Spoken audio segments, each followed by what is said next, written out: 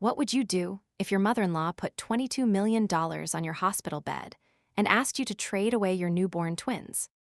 What if your husband stayed silent while another woman stood beside him, already holding a diaper bag like she was about to replace you? Before I tell you why I signed my name anyway, take 1 second to like, subscribe, and share this story with one person who knows what it feels like to be underestimated. Because this one starts in a hospital room and ends with a fortune erased down to zero. My name is Elise Morgan. I was 34 years old, exhausted, stitched up, and running on maybe 3 broken hours of sleep when Lenora Sterling walked into my recovery room smelling like white roses and control. My twins were 3 days old. My son, Owen, was asleep against my left side. My daughter, Ivy, was making tiny sounds against my right arm. I remember the room being warm, the lights too bright, and the soft machine by the wall making a little beep every few seconds like it was trying to count how long my old life had left. Lenora did not come alone.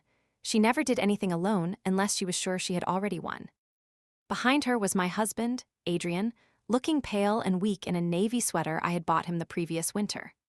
Behind him stood a woman named Camille, who had once introduced herself to me at a charity event as the company's brand director, and was now holding a cream-colored diaper bag I had never seen before.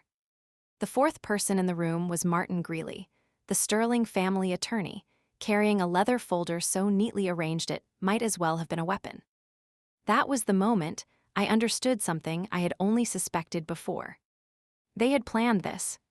Lenora closed the door softly. That was her style. She liked quiet violence. Loud people announce themselves. Truly dangerous people speak in a tone that makes you feel foolish for even noticing the knife. "Elise," she said, giving me the kind of smile rich women learn before they turn 20. "We should handle this cleanly." Martin placed the folder on the rolling table over my bed and opened it with the care of a man presenting a deal at a board meeting. Divorce papers, a settlement agreement, a guardianship transfer, signature lines, tabs, notes, everything prepared. Everything timed for a woman who had just given birth and could barely stand without help. Then Lenora placed a check on top of the papers. $22 million. Not promised, not discussed, written. I looked at the number, then at Adrian, then at Camille, who had the nerve to look sorry for me. That almost made me laugh. Women like her always think pity is elegance. Lenora rested one hand on the bedrail and lowered her voice. "Take the settlement, sign the divorce, transfer temporary guardianship, and leave quietly. The children stay with us. They are Sterling's." Not your grandchildren, I thought. Inventory. I wish I could tell you I was shocked. I was not. Not fully, because by then I had already spent months reading the storm before it hit. I work in forensic restructuring. Most people hear that and their eyes glaze over, so let me say it plainly. When companies are failing, hiding debt, lying to lenders, or pretending cash exists where it does not, I am one of the people brought in to read the truth under the surface. I do not guess. I rebuild the numbers, follow the paper, and find the place where the story breaks. That skill made me good at work. It also made me very hard to fool for long. I did not come from old money. I came from a 2-bedroom house in a town where nobody locked their back doors until after my father's hardware store got robbed twice in the same year. My mother taught 3rd grade for 30 years. My father believed in only 3 things with religious certainty: sharpen your own knives, keep copies of everything, and never trust a person who gets offended when you ask for numbers. He used to say, "Cash tells the truth long before people do." That sentence saved my life. I met Adrian Sterling at a fundraising dinner for elder care reform. He was charming in a way that felt effortless at first. Warm eyes, easy laugh, good listener, the kind of man who knew exactly when to ask a question about your work so you felt seen. He told me he admired how practical I was. He said being around me felt calm. I mistook relief for love. I think a lot of smart women do that once. By the time I learned, the Sterling family did not really value calm, only obedience. I was already too far inside the house to leave without cost. The Sterlings owned Sterling Living, a chain of luxury continuing care retirement communities spread across 3 states. Beautiful campuses, brick paths, polished dining rooms, brochures full of silver-haired couples smiling in sunlight. Residents paid large entrance fees and monthly care costs in exchange for the promise that no matter how old they got, no matter how much help they needed later, the community would care for them. That promise was worth billions. It also came with rules. A company like that is supposed to keep strong reserves, clean disclosures, and protected funds.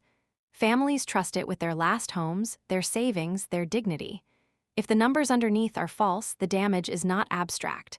Real people suffer: old people, sick people, widows, men with shaking hands, women who cannot start over at 82. I knew all that before I married Adrian. What I did not know was how much of Sterling living was theater. Lenora Sterling had run the family empire since her husband, Charles, died of a stroke 11 years earlier. People called her elegant, disciplined, visionary. Those are the words newspapers use when a woman is ruthless in a silk blouse. Inside the family, what they meant was simpler.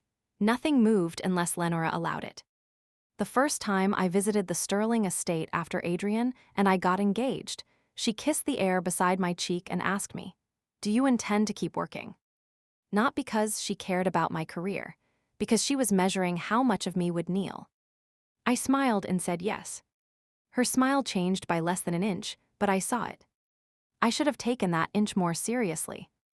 The marriage was not terrible in the beginning. That is another thing people misunderstand. Truly destructive situations rarely start in flames. They start with small compromises that feel manageable.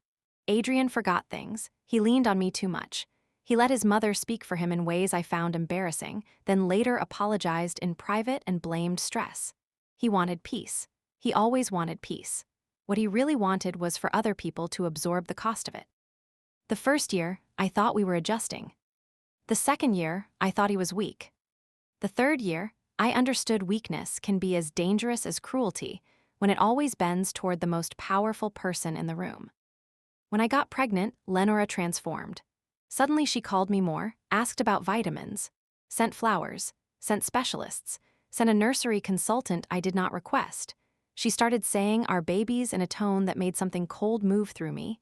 Adrian looked happy every time she did it, as if family closeness was finally arriving. He did not hear the ownership in her voice, or maybe he did and found it convenient. By month 6, the warning signs were everywhere.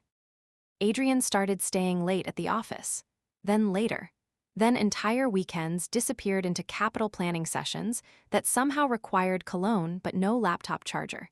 His phone tilted away from me when it lit up. The money in our joint account began moving in patterns that did not fit any normal bill cycle. There were hotel charges in the city on nights he claimed to be at the estate. There were flower invoices from a florist I had never heard of and jewelry purchases that never entered our house. I did not confront him right away. I did what I always do. I gathered evidence. I copied statements, exported transaction histories, printed partnership disclosures, saved loan summaries Adrian left in our shared office. I opened a separate account, rented a small furnished apartment under my own name in Maple Glen, 40 minutes away, packed a bag and left it there with baby clothes, cash, copies of IDs, and a set of files I labeled in my mind as insurance against stupidity. Not because I knew exactly what would happen. Because I knew enough. There is a moment in every collapsing structure when people still living inside it call you paranoid for noticing the crack. Later they will claim the crack came out of nowhere. That is how denial protects itself. It rewrites memory. By the time my labor started, I had already concluded Adrian was cheating. What I had not concluded was how far Lenora was willing to go. The twins arrived early on a rain-heavy Monday after 19 hours of labor and one emergency decision I barely remember signing. Owen came first, furious and red, and loud enough to make the nurse laugh. Ivy followed 6 minutes later, quieter, wide-eyed, like she had arrived already studying the room. I loved them before they were fully cleaned. I loved them with the kind of force that makes the whole world feel insultingly temporary. Adrian missed the birth. Traffic, he said. Meetings, he said. He arrived after midnight, kissed my forehead, looked at the babies, and cried just enough to seem sincere. If I had not smelled a stranger's perfume on his coat, maybe I would have believed him for another day. I gave my twins my last name before anyone could argue. Morgan. The nurse asked if I was sure, and I said yes. That single choice would matter more than anyone in that room knew. On the second day, Lenora called and asked how the Sterling heirs were doing. I told her their names were Owen Morgan and Ivy Morgan. The silence that followed was very small. It was also the sound of a future changing direction. If you like stories where the quiet person in the room turns out to be the most dangerous one, hit subscribe now, leave a like if you believe paperwork can be sharper than a knife, and share this with somebody who has ever smiled politely while making a backup plan. So when Lenora placed that check on my hospital blanket, it was not insanity to me. It was escalation. Martin slid the papers closer and began using lawyer language, the kind built to make abuse sound orderly. He described the guardianship transfer as temporary. He described the divorce settlement as generous. He described the private nature of the agreement as protective. He never used the words buy, surrender, or children. Men like Martin make a living turning moral filth into clean sentences. I kept my voice steady. Why? Lenora answered as if it should have been obvious. Because this arrangement is best for everyone. You are not suited to this family. The twins should be raised within their proper legacy. Camille shifted the diaper bag from one shoulder to the other and finally spoke. You would still be taken care of. That was the first time I looked directly at her. Imagine standing in a hospital room with another woman's newborns and telling her she would still be taken care of. People like Camille do not think they are cruel. They think they are on the winning side of reality. Adrian still said nothing. That hurt more than I expected, even then. Not because I still believed he would choose me. That part of me was already dead. It hurt because silence can be more intimate than betrayal. It reveals what a person is willing to witness without intervention. I asked Martin one more question. Is there a court order? His eyes flickered. That was enough. I knew the law well enough to understand the basics.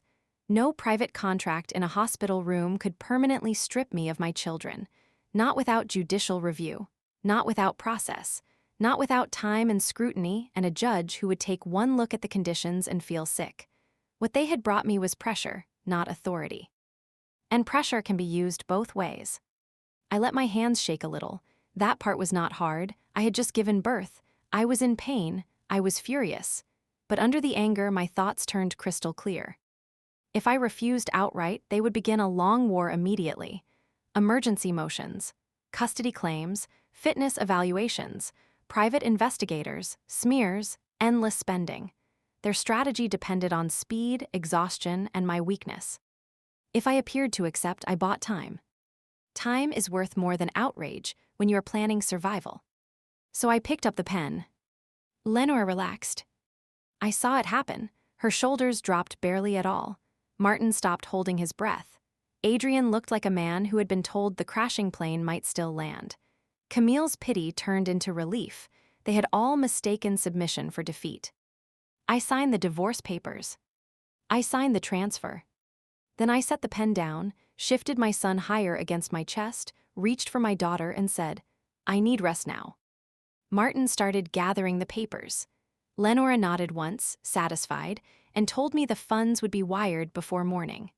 Then the four of them left the room, and the door closed behind them with a soft click I will never forget. I waited exactly 11 minutes. Then I called Nora Bell. Nora was 68, retired, sharp enough to cut glass, and the woman who had trained me when I was 26 and terrified at my first restructuring firm. She had spent 12 years in state oversight before moving private. She understood debt, fraud, and panic better than any person I had ever known. More important, she believed in preparation more than she believed in hope. When she answered, I said, I need the exit plan. She did not ask questions. She said, 10 minutes. I texted the nurse that I needed discharge transport moved up. I dressed slowly, each motion feeling like a punishment. I wrapped the twins. I took the folder copies I had already hidden in my bag. I left nothing behind except the flowers Lenora had sent on day one. When Nora arrived through the side entrance, she looked like every respectable grandmother in America. Beige coat, low shoes, calm face. She carried the infant car seats like she had done this 100 times. We walked out of that hospital with my babies and $22 million, already moving through the banking system behind us. No alarms, no shouting, no dramatic chase. That is another lie movies teach you. Sometimes the biggest turn in your life happens under fluorescent lighting while a volunteer at the front desk says, "Congratulations," and hands you a parking slip. We drove straight to Maple Glen. On the way, while Owen slept and Ivy kept blinking at passing street lamps, I drafted the next 48 hours in my head. First, written revocation of every child-related term signed under coercive medical recovery conditions. Second, immediate counsel. Third, freeze Al. Access paths to the twins. Fourth, review the money transfer language the second it hit. Fifth, reassess the Sterlings not as family, but as a failing system. That last point mattered most. Because the truth is, even before Lenora tried to buy my children, I had never fully believed the Sterling fortune was real. I had believed it existed. I had not believed it was stable. There is a difference. The Sterling family lived like dynastic cash was endless. Estate, cars, political donations, foundation galas, renovations nobody needed. A private chef who acted like the family's emotional weather service. But if you work in restructuring long enough, you learn luxury often hides leverage. Expensive things are not the same as liquid things. Wealth can be a portrait painted overwrought. Sterling living had always bothered me on paper. Their public disclosures were glossy, vague, and weirdly optimistic. Occupancy projections rose when the market was tightening. Expansion kept accelerating while reimbursement pressure increased. Their debt structure looked layered in ways that made no operational sense unless someone was trying to hide stress between entities. At first, I ignored that instinct. It was not my company, not my problem. Then I married the son. Then I saw enough internal documents around the house to know my instinct had not been paranoia. By the next morning, the $22 million had landed. By 9:30, my attorney, Dana Reeve, had reviewed the documents and said the exact words I hoped to hear. The child transfer terms are garbage. Dana was compact, unsentimental, and brilliant in a way that made aggressive men lean back in their chairs without knowing why. She read everything twice, looked up, and said, "This is coercion dressed as sophistication. No judge is going to honor this, but they can absolutely drag you through hell if they want." I asked the only question that mattered. "Can they take my babies?" She answered carefully, "Not on this paper, not permanently, but they can spend years trying to make you miserable." There it was. Probably safe is not the same as secure. I wanted secure. Dana also reviewed the settlement language. Lenora, in her arrogance, had made a critical mistake. The $22 million was not written as payment for children. Even Martin had been too cautious for that. It was drafted as an irrevocable marital property settlement and confidentiality payment in exchange for immediate execution of the broader agreement. The child clauses sat inside the document, but the money transfer itself was already triggered and already processed. Dana believed a court could sever the illegal custody-related terms and leave the financial transfer intact, especially once we challenged the circumstances of signing. Lenora had tried to buy leverage. Instead, she had funded my war chest. She called me at noon. I let it ring once, twice, 3 times before answering. "Elise," she said, "I understand you left the hospital before the driver arrived." "I had another ride." "You need to bring the children home." "No." The pause on her end felt expensive. "You signed." "I was recovering from childbirth under pressure, in the presence of your son, your lawyer, and his mistress. You know exactly what that means." She inhaled sharply at the word mistress, not because it was untrue, but because it was inelegant. Then she made the mistake that changed the temperature of the entire conflict. These children are not meant to be raised in a rented apartment by a woman who thinks spreadsheets are a personality. I leaned back in my chair and felt something inside me settle. There it was, the real Lenora, not grieving widow, not family matriarch, not concerned grandmother. Class contempt, ownership, disgust. The clean version of violence she trusted most. "I'm keeping my children," I said, "and your money." Then I hung up. For the next 2 weeks, I did what wounded people rarely get credit for doing. I did not collapse. I worked. Not at my firm, I had already taken leave. I worked on my own case. Dana filed the revocation and custody protections. Nora helped me build a regulatory map. I hired a discreet sitter for 4 hours each afternoon so I could sleep, review documents, and not accidentally ruin my health trying to be heroic. My body healed slowly. My rage healed into something much more useful. Precision. At first, I considered the obvious revenge. Expose the affair. I had more than enough. Charges, messages, apartment receipts, a bracelet invoice, a thread of emails forwarded to the wrong account. Photos from a hotel fundraiser where Adrian and Camille looked far too comfortable in a corner reflection to explain away. I could have detonated his reputation across their social circle in one weekend. But that would only humiliate them. It would not neutralize them. Humiliation fades, money fights. And money was the only reason Lenora believed she could buy infants from their mother and survive it. So, I put the affair file away. Not because I forgave it. Because it was too small. Pause here for one breath, and if this story already has you angry, tap like now, subscribe if you want more stories where power gets audited, and share this with the one friend who always says, get the receipts first. They are right. Once I stopped thinking like a wife and started thinking like an investigator, the pattern became obvious. Sterling Living's real power did not come from charm, reputation, or even Lenora's social network. It came from a layered structure of senior debt, bond financing, resident reserve funds, and family equity held through Sterling Legacy Holdings. That equity, on paper, made the family worth hundreds of millions. On paper. The problem with paper is that it can be corrected. I began reconstructing the company from everything I had legally retained and everything publicly available, offering documents, bond disclosures, occupancy reports, debt covenants, audit language, reserve notes, community licensing records, lawsuits quietly settled with residents' families, vendor payment patterns, expansion announcements timed too perfectly against weak quarters. Then I found the first real crack. 3 retirement campuses had reported high future care reserve ratios in one filing and materially different restricted cash positions in another set of lender materials. Same quarter, same company, same money supposedly sitting in trust for long-term resident care, but the numbers did not line up. Not almost. Materially. If you do not work in finance, let me say it this way. Imagine a family tells one relative they have $200,000 saved for grandma's medical care and tells the bank they only have $90,000 liquid because the rest is temporarily deployed. Those two stories cannot both be safe. One of them is a lie, and the lie is usually borrowing time from someone fragile. I dug deeper.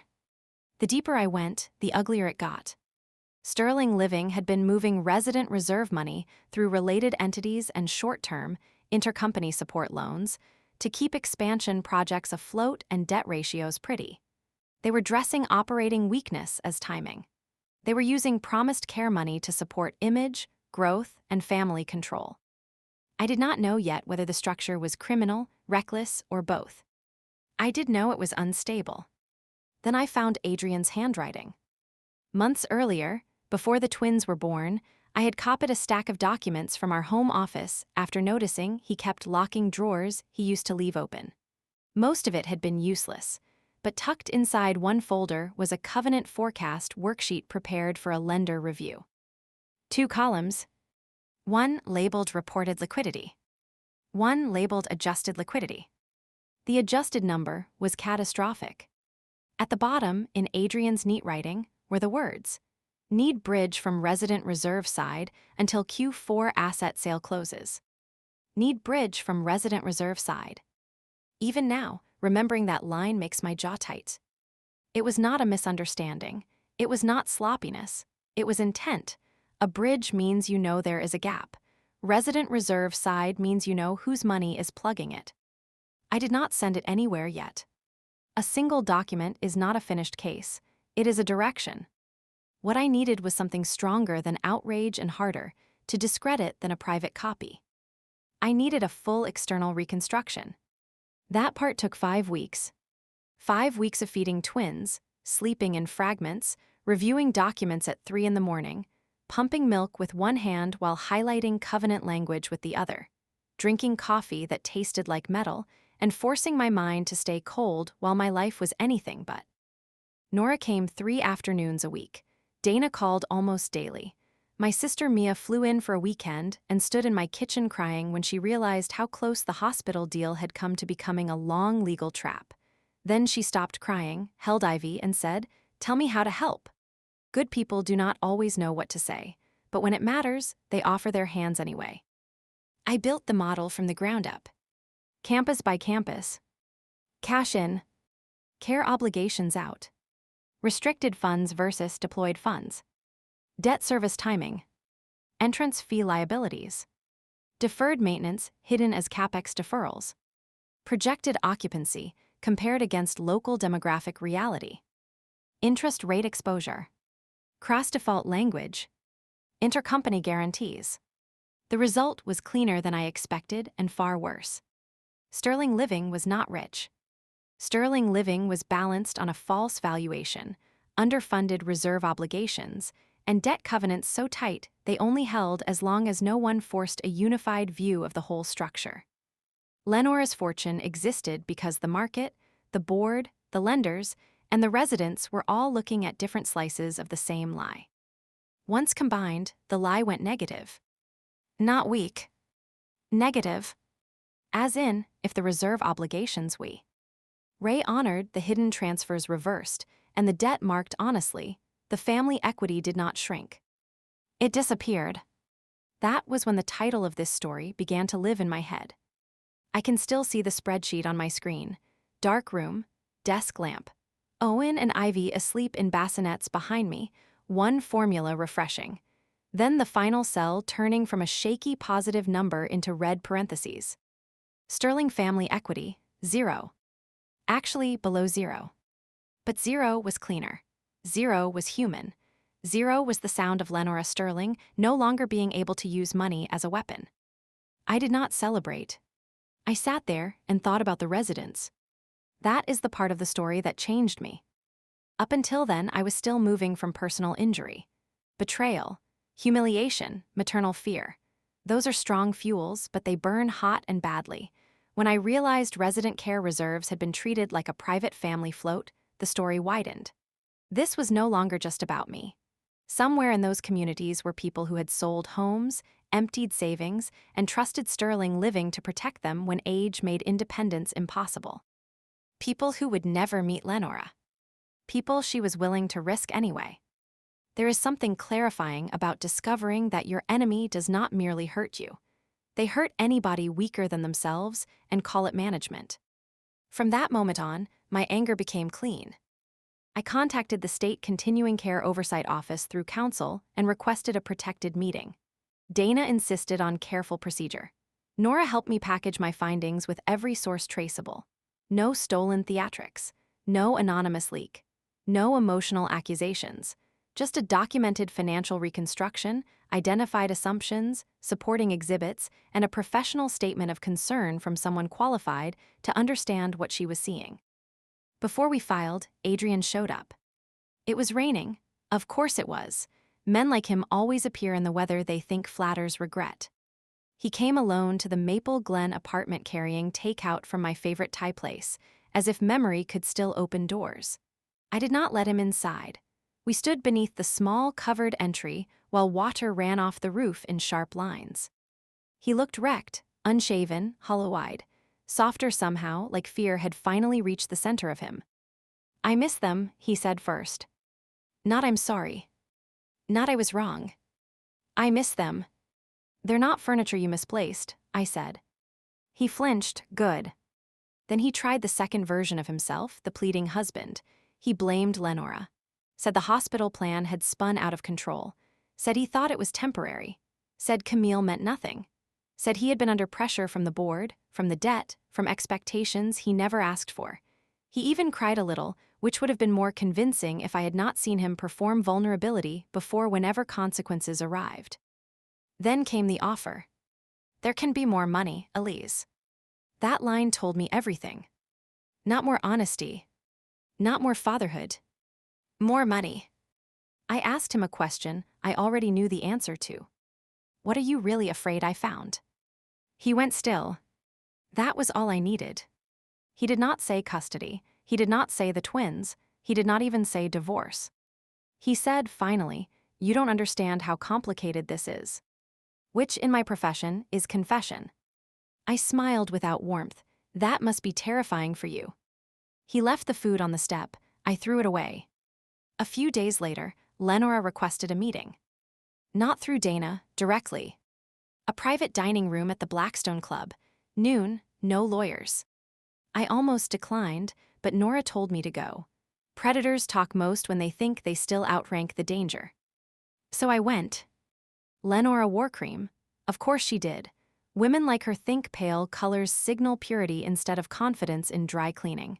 She ordered tea. She asked about the twins as if nothing ugly had happened. Then she began telling me about Charles, her late husband. How he built the company.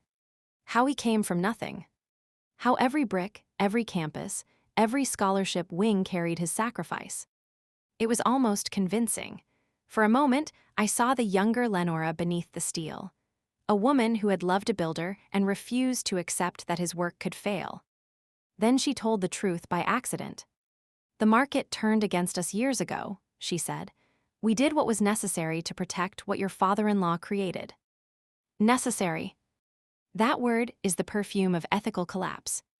I asked, did the residents think it was necessary too? Her face changed.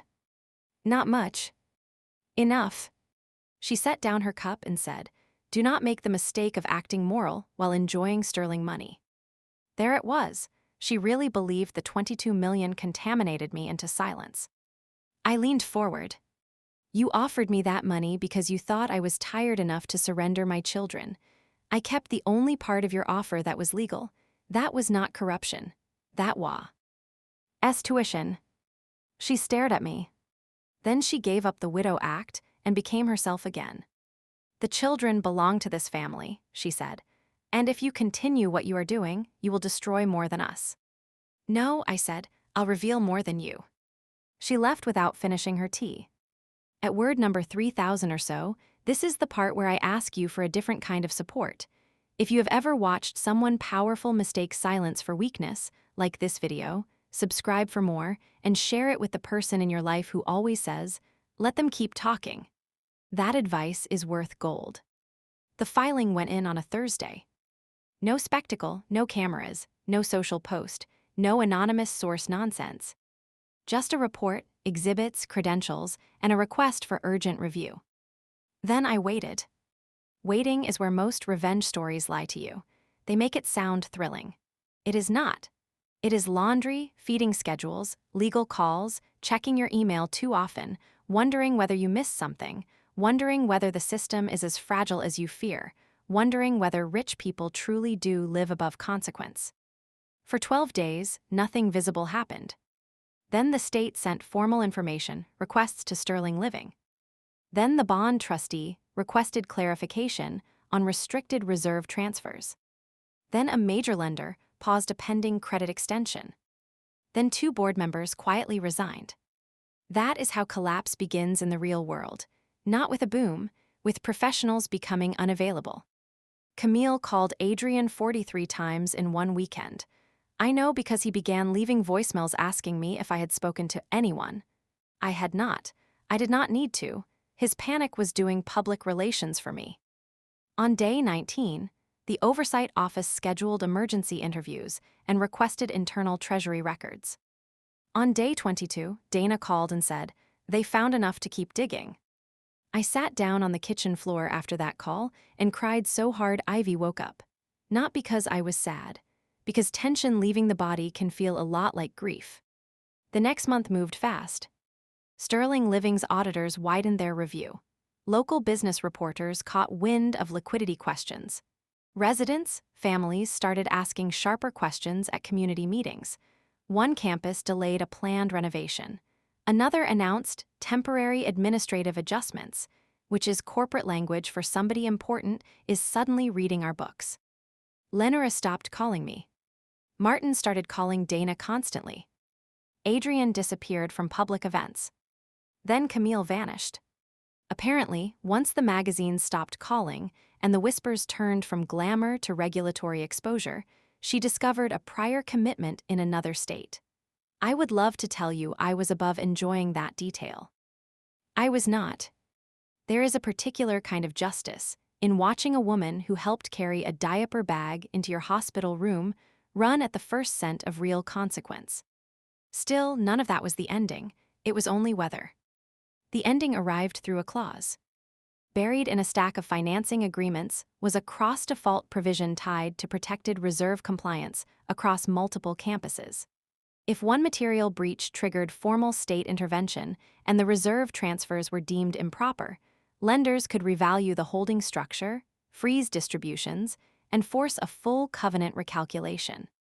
Which meant the family equity would be marked honestly. Which meant the number would become real. 0.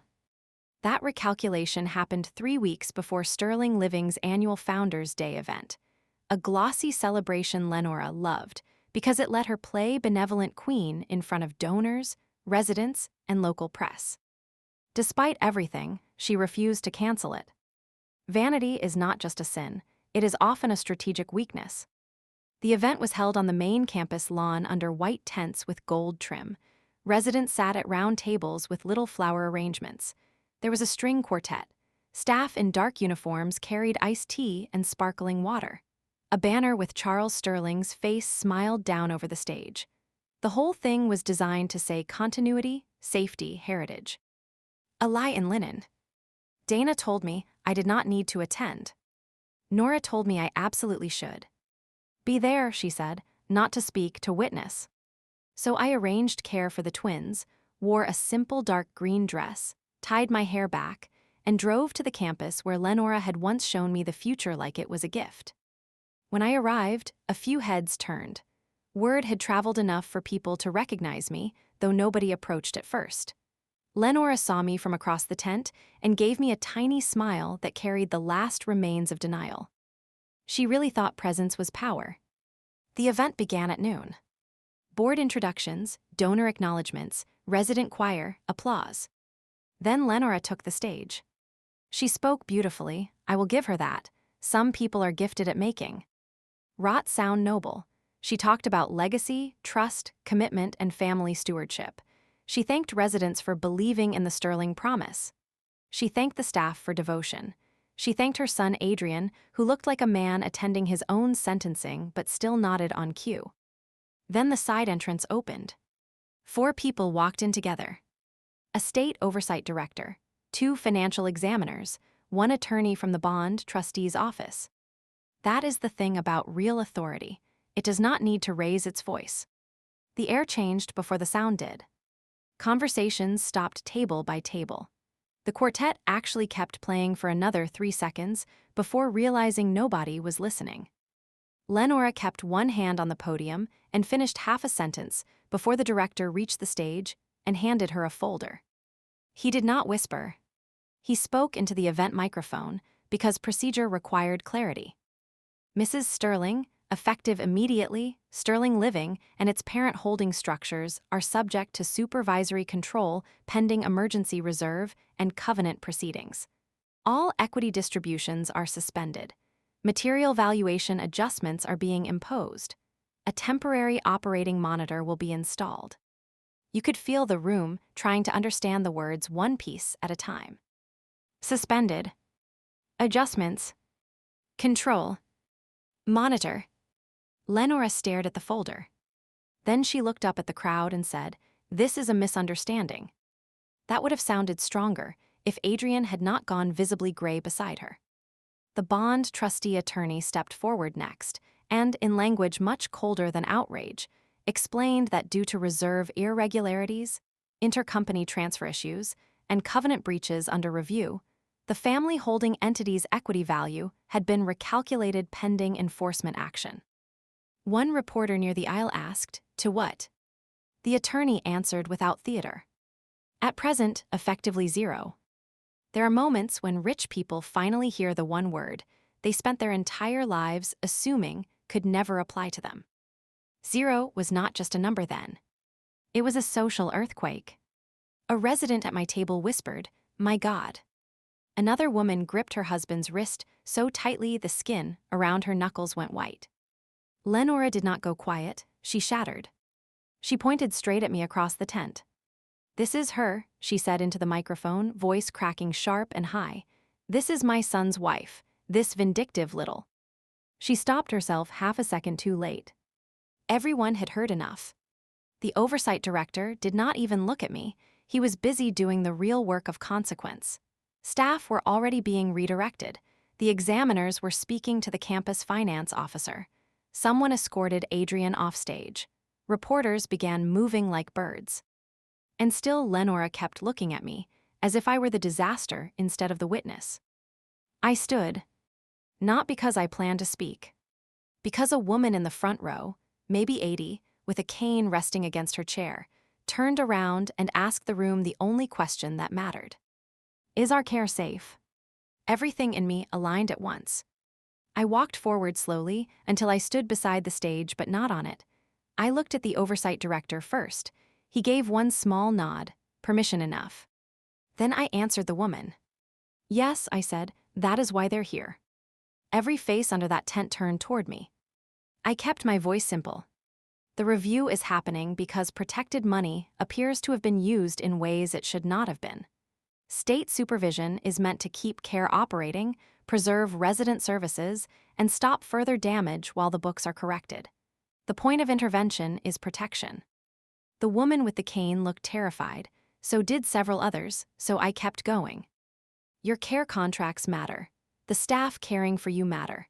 The people stepping in now are there because this should have been caught sooner, not because you did anything wrong. You could feel fear shifting shape then, not disappearing, but moving away from helplessness and toward information. Lenora tried to interrupt. "You have no right." I turned and looked at her fully for the first time all day. "You tried to buy my children in a hospital room," I said, still calm. "You do not get to talk about rights." The silence after that line felt like a held breath over water. Then a man from local press asked the question that finished her. "Mrs. Sterling, did family leadership use resident reserve funds to support related entities?" She opened her mouth. Nothing useful came out. That was the end of her power. Not when the folder arrived. Not when the zero was spoken. When she could no longer tell a believable story faster than the truth was moving. After the event, everything accelerated. The operating monitor became a court-backed rehabilitation team. Cash movement between entities froze. Internal emails were reviewed. External audits expanded. Distribution histories were traced. Board minutes were subpoenaed. The family office tried to argue timing, interpretation, temporary support, market volatility. None of it held. Because the numbers, once unified, do not care about branding. Because cash tells the truth long before people do. Sterling Legacy Holdings, the vehicle through which Lenora had controlled the family fortune, was stripped of the valuation fantasy that had carried it for years. Loans tied to inflated equity triggered reappraisals. Personal guarantees bit back. Planned asset sales stalled. Political friends stopped returning calls. Donors found new charities. Bankers became formal. Friends became busy. The estate went on the market quietly first, then publicly when quiet failed. Adrian's seat on the board vanished. Martin withdrew as lead counsel once his own communications around the hospital documents became discoverable terrain. Camille never resurfaced. And Lenora, who had once measured every room by how fast people stood when she entered, became a woman reporters photographed through courthouse doors looking smaller than her coat. The custody case ended almost embarrassingly fast after that. Once the court reviewed the hospital signing conditions, the attempt to separate me from my twins was treated exactly as Dana predicted: coercive, unenforceable, and toxic. Adrian's conduct did not help him. Neither did his failure to challenge his mother's plan when it happened. He received supervised visitation until further review and later negotiated a narrower arrangement once the parallel financial investigations made his legal position radioactive. The twins stayed with me. Their names stayed Morgan. And yes, before you ask, I kept the money. Not because a judge approved child selling. No judge would. I kept it because the funds had been transferred under the marital settlement structure Lenora's own lawyer drafted, and the illegal child-related terms were severed from the enforceable property provisions. Dana had predicted that outcome early, though she warned nothing is ever guaranteed. But arrogance creates bad paperwork, and bad paperwork is a gift to people who read carefully. I used part of that money to secure a long legal runway. I used another part to buy a small house with trees in the backyard and light in the kitchen. I set up trusts for Owen and Ivy.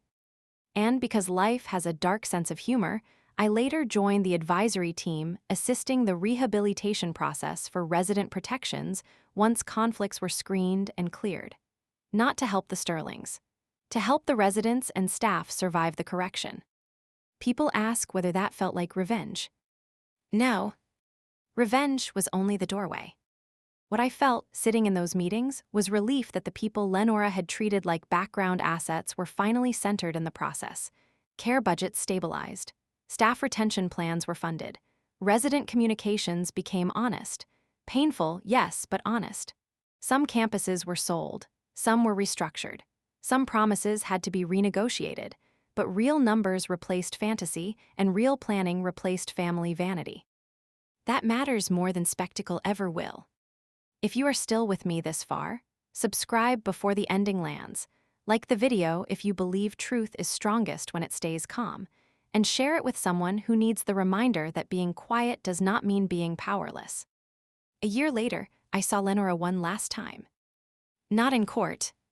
Not at a gala. At a pharmacy. She was alone, wearing sunglasses inside, standing near the blood pressure machine with 2 small items in her basket. No driver, no assistant, no cloud of people orbiting her importance, just an older woman reading the label on a bottle of vitamins like it might argue back. She saw me. For a second, I thought she might turn away. Instead, she walked over. I had Owen in the cart seat and Ivy standing beside me holding onto my coat pocket. They were old enough then to ask for oranges and point at balloons and make me laugh in public for no reason at all. Lenora looked at them first. Her face softened, but not in a way I trusted. People do not become kind simply because consequence visits them. Then she looked at me and said, "You destroyed everything." I answered the only truthful way. "No, I stopped helping you hide it." She stood there with that, really stood there. I think it may have been the first honest sentence anyone had ever given her without fear. Then Ivy tugged my sleeve and asked if we could get the crackers shaped like fish. I smiled down at her and said yes. When I looked up again, Lenora had stepped back, not defeated exactly, more like finally introduced to reality in a language she could not negotiate. That was enough for me. Because here is what I learned in the months after the hospital room, after the check, after the lawyers, after the headlines and the courtrooms and the spreadsheets and the zero. Powerful people do not always fall because someone stronger punches harder. Sometimes they fall because someone patient stops, pretending their numbers make sense. Sometimes the most violent thing you can do to a lie is audit it. And sometimes the woman everyone dismisses as practical, quiet, plain, or too analytical is the one person in the room who knows where the whole building will crack if pressure is applied in the right place. Lenora thought $22 million bought obedience. Adrian thought silence would protect him. Camille thought proximity to wealth was safety. All 3 of them were wrong for the same reason. They believed money was the deepest truth in the room. It was not. The deepest truth in the room was me holding my children and understanding exactly what their fortune was made of. Debt, image, fear, stolen time, and one fatal assumption, that I would behave like a victim instead of a witness. I did not scream, I did not beg, I did not chase them around society pages with tears in my eyes. I signed, walked out, gathered evidence, and balanced their story until it reached the number it always deserved. 0. Today Owen likes dinosaurs and thinks every truck is important. Ivy asks questions that could humble professors. They know their father in the way children eventually know difficult adults, carefully, a little sadly, without worship. They know nothing yet about hospital contracts or reserve fraud or why their grandmother's last name no longer opens every door. One day I will tell them, not to make them hate, to teach them. I will tell them that dignity is not something rich people grant you. I will tell them that when someone tries to make you feel small, they are usually protecting a weakness they cannot afford to expose. I will tell them that signatures matter, but context matters more.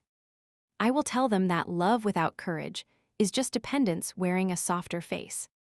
And I will tell them what my father told me, the sentence that followed me from a hardware store to a hospital room to the collapse of a family empire. Cash tells the truth long before people do. So if you ever find yourself in a room where somebody with more money, more status, more confidence, and better clothes tells you that you have no real choices, remember me. Remember the woman in the hospital bed. Remember the check on the blanket. Remember the husband too cowardly to speak. Remember the mother-in-law who thought her fortune made her untouchable. And remember what happened when the quiet woman with the babies decided to read the whole ledger. Not the part they framed. Not the part they bragged about. The whole thing. Because once I did, the answer was simple. My children were never for sale. Her fortune was. And I balanced it to 0.